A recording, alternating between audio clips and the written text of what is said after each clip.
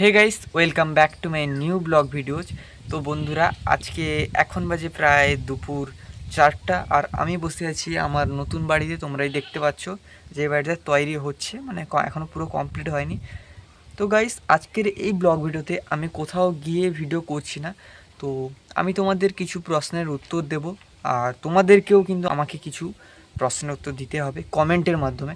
তোমরা অবশ্যই এই ভিডিওতে ফাটাফাটিভাবে কমেন্ট করো। আমি দেখছি যে তোমরা কোনো ভিডিওতে কমেন্টই করছো না।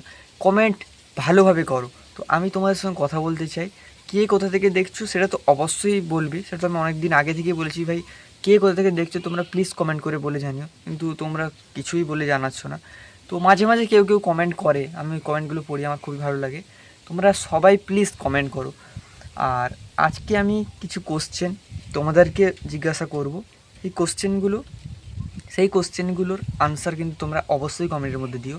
তো চলো, তোমাদের যেই সব কোশ্চেনের উত্তর আমি কিছু দেওয়ার চেষ্টা করব। তো গাইস, তোমাদের মধ্যে অনেকেই ভাবো হয়তো যে দাদা ভাই, বা মানে কিরকম আমি ভাইও হতে পারি, তোমরা যারা ভিডিও দেখো, যে তুমি কোথাও গিয়ে মানে অন্যান্য ব্লগার তো অনেক জায়গাতে গিয়ে ভিডিও বানায়, তুমি বানাও না, তো এটা আমাদের পছন্দ না। তো গাইস, তোমাদের প্রথমে আমি বলে দিচ্ছি যে আমিও অনেক জায়গাতে গিয়ে ভিডিও বানাতে পারি, কিন্তু কি বলতো, আমার যে কলেজে না একটা প্রবলেম চলছে। মানে এখনও তোমরা যারা যারা এই বছর এইচএস কমপ্লিট করেছো, তোমরা তো জানবে যে এখনও কিন্তু কলেজ ওপেন হয়নি। মানে কলেজে যে পোর্টালগুলো, ওখানে তো ফর্ম ফিল আপ হয়ে গেছে, কিন্তু এখনও কোনো রকম মেরিট লিস্ট বার হয়নি। তো সেটা নিয়ে আমি একটু প্রবলেমের মধ্যে আছি। তো এই জন্য আমি কোথাও বাইরে গিয়ে ভিডিও করতে পারছি না, কারণ আমি যদি চলে যাই 3-4 দিনের জন্য, তো হঠাৎ করে যদি মেরিট লিস্ট বেরিয়ে পড়ে, তো হঠাৎ করে আমাকে আসতে হবে, নয়তো আমি কলেজে আবার সিট পাবো না। তোমরা তো অবশ্য জানবে যে কলেজে মেরিট লিস্ট বেরোনোর 3-4 দিনের মধ্যেই ফর্ম ফিল আপ করে দিতে হয়, মানে ফিস জমা দিয়ে সব কিছু করে দিতে হয়, নয়তো আবার সিট পাওয়া যায় না। যাই হোক, এই জন্য আমি বাইরে গিয়ে ভিডিও করতে পারি না। তো তোমরা যদি কমেন্ট করে বলে জানাও যে দাদা তুমি বাইরে গিয়ে ভিডিও বানাও, তো আমি অবশ্যই চেষ্টা করব। কিন্তু এবার আমি অবশ্যই যাওয়ার চেষ্টা করব বাইরে গিয়ে ভিডিও বানানোর জন্য। আর গাইস, আরও একটা জিনিস হলো যে আমি বেশিরভাগ সময় মোবাইল এইভাবে ধরেই ভিডিও রেকর্ড করি। তোমাদের হয়তো ঠিকঠাকভাবে মানে আমার ফেস বলো কি চারিদিক ঠিকঠাক মানে তোমরা দেখতে পাও না। তো আমার কিন্তু স্টিক আছে, তো স্টিকটা একটু নড়বড়ে টাইপের, তাই আমি ভাবছি একটা নতুন ট্রাইপড কিনবো। তো যাই হোক, ট্রাইপডটা আমি কেনার চেষ্টা করছি। তো বেশি দামি কেন না, 400-500 টাকার একটা ট্রাইপড কিনবো। তো তোমরা প্লিজ ফুল সাপোর্ট করো যাতে আমি তাড়াতাড়ি ট্রাইপডটা কিনতে পারি।